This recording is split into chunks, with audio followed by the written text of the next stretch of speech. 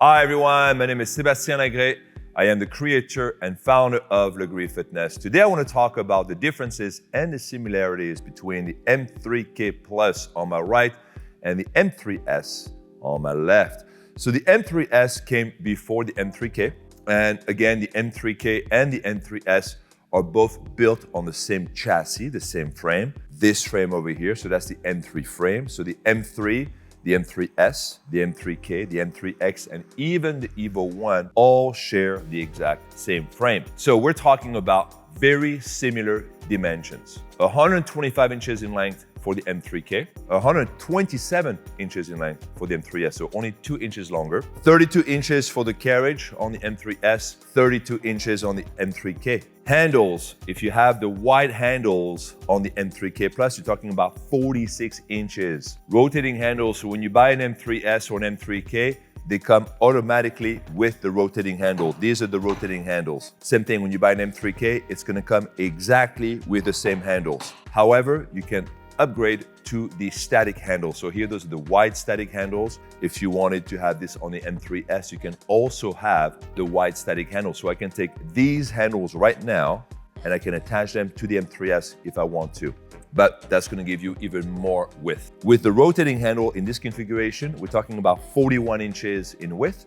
And if I just turn those handles that way, we're talking about 43 inches. So we're getting very close again to that same width. And that's normal because I modeled the wide static handles after the rotating handles. So you're gonna have the exact same length in the handles, the exact same height on the handles. You're gonna have the exact same slope or angles in the handles as well. So I took all the major points of the rotating handles and I've applied them to a static handles. Why did I do that? It was very simple.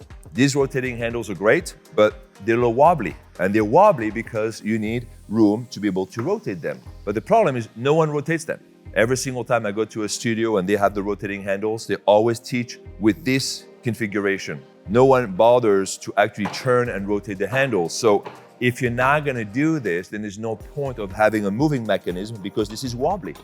Then in that case, if you're never ever going to rotate the handles, forget about the rotating handles, get the static handles. And then this is all one piece, there's no maintenance on that. So this is super easy to maintain.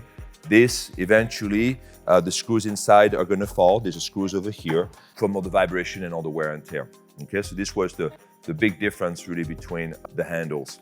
And remember that because the M3S and because the M3K are built on the exact same frame, again, that frame, you can actually swap parts. If you want the M3K front platform on the M3S, done, no problem. If you want the M3S front platform on the M3K, done, no problem. If you want to swap carriages, you want the M3S front platform, back platform, but you want the M3K carriage, done, no problem. Same thing, if you want M3K, but you don't want that carriage, you want this carriage, done, no problem. On the rear platform, you do not want the M3S platform, you want the M3K platform. Done, no problem. You have the M3K, you don't want the M3K platform, you want the M3S platform. Done, no problem. You can repeat the exact same process between the M3, the M3S, the M3K, and the M3X. However, you cannot swap parts from the Evo 1 because that is going to completely mess up the travel distance of the Carriage. So only M3, M3S, M3K, M3X are retrofittable, compatible, changeable, swappable, whatever able word you want to use. So let's go back to the old dimensions. So we have a 125, 127, 32, 32. So pretty much the identical footprint. I always recommend about 100 square feet of operational space for the Megaformer. That space includes the surrounding area, okay? Because this machine is about 3 feet by 10. So technically we need about 30 square feet. That's the footprint of this machine. So why say 100? Well, because I'm assuming the adjacent space around it, because when you use a Megaformer, you're gonna have a foot on the floor, you might be on the back. I put 100 square feet, which is very comfortable. If you put 10 Megaformers in a 1,000 square feet room, you're gonna be able to operate those Megaformer very comfortably.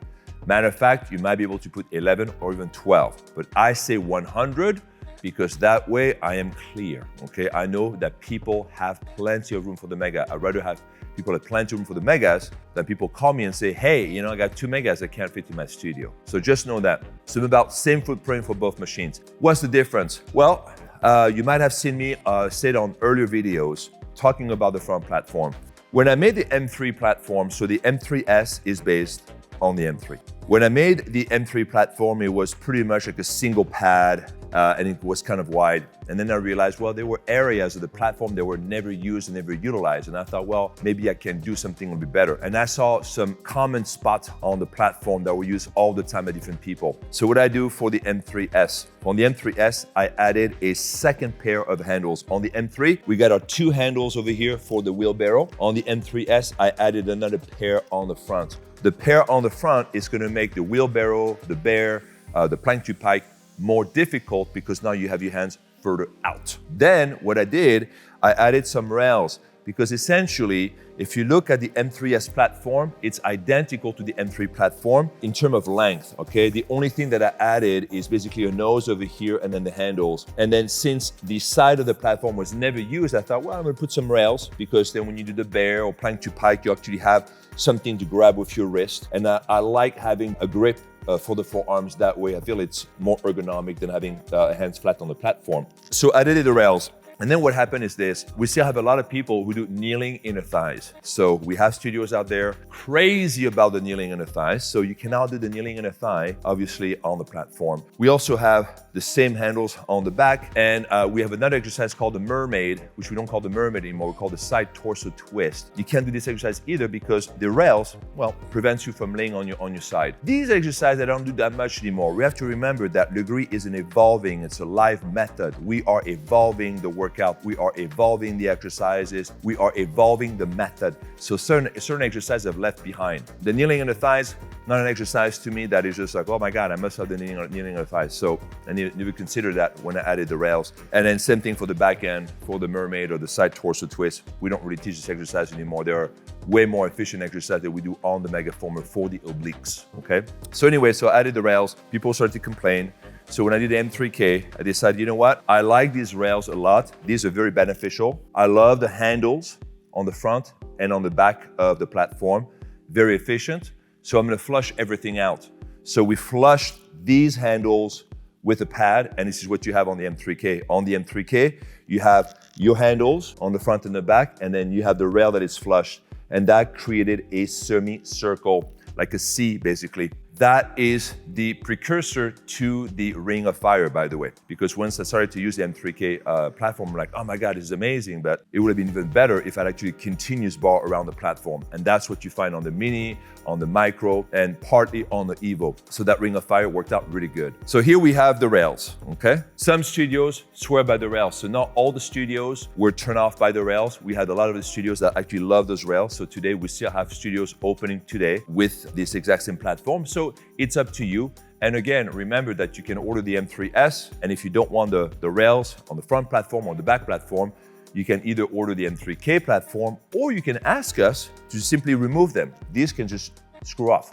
You can do that as well if you want to. Now let's go on the handles. The handles, same rotating handles. These are the same rotating handles that you find on the M3. When you buy the M3K, not the M3K Plus, but the M3K, it will come with these handles.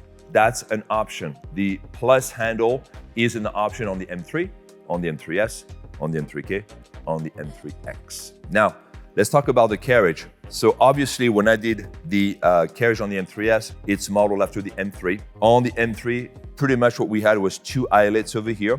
These were basically coming from the M2. And then we have 4 pockets. And then I realized, well, those 4 pockets are kind of great, but not so great because they're not really functional. So what I did is I enlarged those pockets and I merged them with the eyelets. So now you have 4 big eyelets. These eyelets have been just amazing. And I realized how much the holes on the Carriage that I call the anchoring points, how important that was to the method. So when I went from the M3S to the M3K, I really went crazy. And when you really put these 2 carriages together, you can see that this is really being carved out. What we did on the M3K, first of all, we extended the stabilizing bar here on the Carriage, because when we do certain exercise like kneeling torso twist, this forces you to be right in the middle, but as soon as you want to adjust your body to the right or to the left, you no longer have that contact or that support. I did the same thing that I did for the platform. I decided to basically extend the bar all the way around, and this is what you have here on the M3K. You have basically like a semi or half a ring of fire. And that again was fantastic. This half a ring of fire really allowed a lot of people, especially new beginners, to get into a better form, to have more control, a better body alignment. And that's why very quickly after the M3K, I designed the ring of fire, because I'm like, okay, if that half a ring is good, a full ring must be better.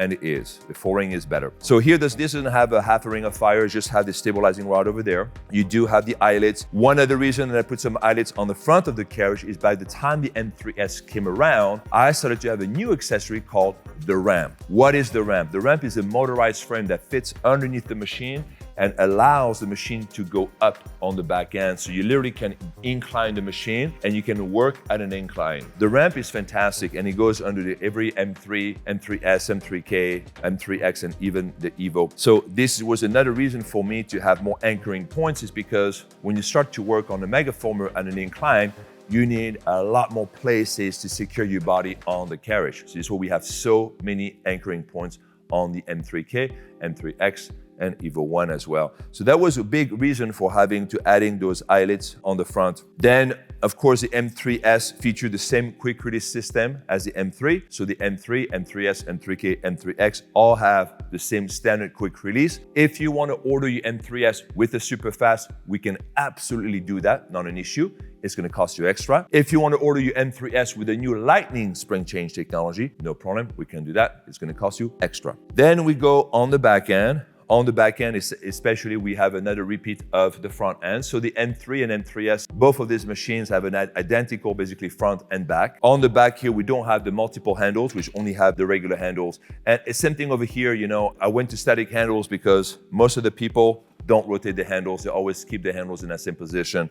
These handles have 4 positions, which is great, but very rarely I see a studio actually using the choices, the options of the handles. So if you're not gonna rotate your handles, get the static. That's it, just make your life much easier. The handles, when you order the static handles, they come with a round grip like this one. So these right over here, you can see it's round, is the round grip. You can, if you want to, switch material and order the triangular grip. So you can order your M3S with static handles and triangular grip. And again, it's an option. It's gonna cost you a little more. Aside of that, what really machine is best for you, for your studio? It's entirely up to you. The M3K and the Evo 1 are the 2 best sellers. The M3S, it's kind of tagging along. We're evolving the machines. It's not unlikely that in the future, we don't have M3s and M3S anymore, because we have the M3K, we have the Evo 1, the Evo 2, we're about to launch the M4, we're gonna have Mega X, we have more megaformers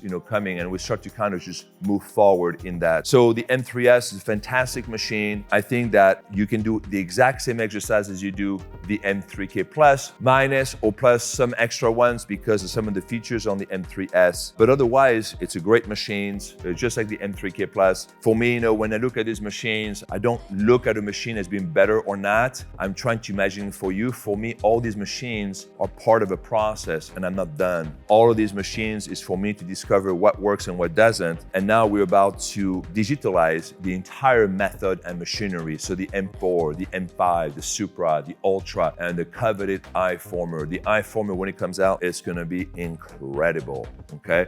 So, but these are all digital machines. So for me, when I look at those machine, I kind of moved on. In my mind, I'm just so far from these machines. The M3K came out, I think, in 2014 or 2015, right before the Supra came out. I think the M3S came in about 2014. So the M3 came out 2012, 2013. And then we had a year after that, probably M3S, and then the M3K came out a year after that. So the evolution has been just pretty progressive and pretty quick. Both machines will use the same accessories: bungee, front strap, carry strap, X strap. long black cables, short red cables. You're gonna have X-straps, the poles, all that stuff. Nothing has really changed on that. Like I said before, both machines are compatible with the ramp. I would say that, for me, if I was gonna order a studio, I would probably pick the M3K over the M3S, simply because the M3K is what most people are ordering. And for your clients that are traveling around, they're gonna be more familiar with the M3K than the M3S, because this is the machine that you will find at most studios. So it allows you to kind of be unique, but also share the same clientele with other studios. So that's why we keep the M3K. And also because the M3K has just a lot more anchoring options than the M3S.